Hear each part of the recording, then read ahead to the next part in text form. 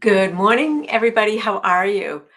So, I am back after a weekend of snowmobiling up in Maine, and I had some thoughts. When you're driving in your snowmobile and you're just going miles and miles and miles, and you're just, my brain wanders, and my brain goes to a lot of different places. And one of the things that I kept coming back to was this idea of communication. And how do we really truly communicate? And what goes into it? So, part of it, of course, is just my desire to be clear in what I want.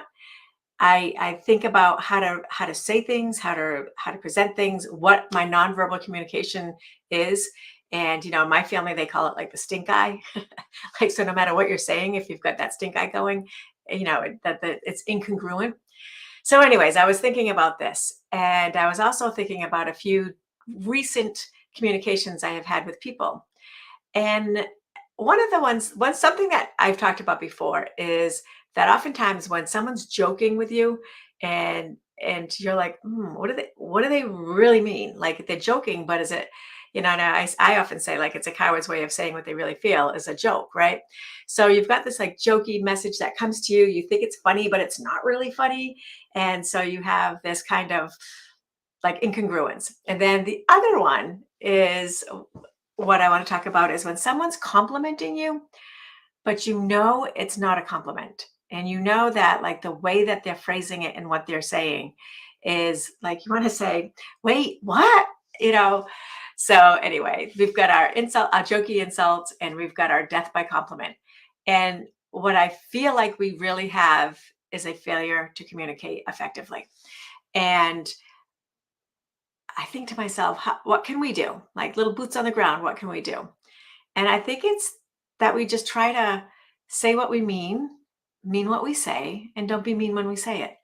And if we could get down to just trying to earnestly communicate without delivering a punch, or having the nerve, a lot of times, right? The nerve to just say how you feel, and hope that it goes the way that you want it to. A couple weeks ago, something happened, and I had thought at the time, I think I talked about this last week, right? Assuming the intention of a positive intent, and assuming that the person really does have good intentions in mind, and starting with that premise when we go into communication. And as I thought about it this weekend, and I thought about those other two little things that work their way in, which is that joke and also that insincere compliment. So, my friends, why am I talking about this? Because I wonder a lot why we're such a combative population right now. Why I feel like we're going like this, you know, and how can we stop hitting each other like this?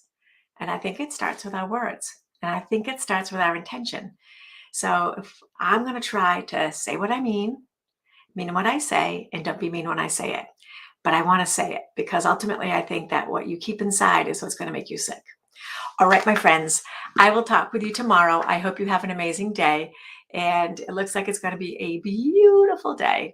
I don't know if I was up early with the dogs outside. The stars were still out, that fullish moon. And you know what? It was so gorgeous. And I was like, we are so lucky. Thanks so much.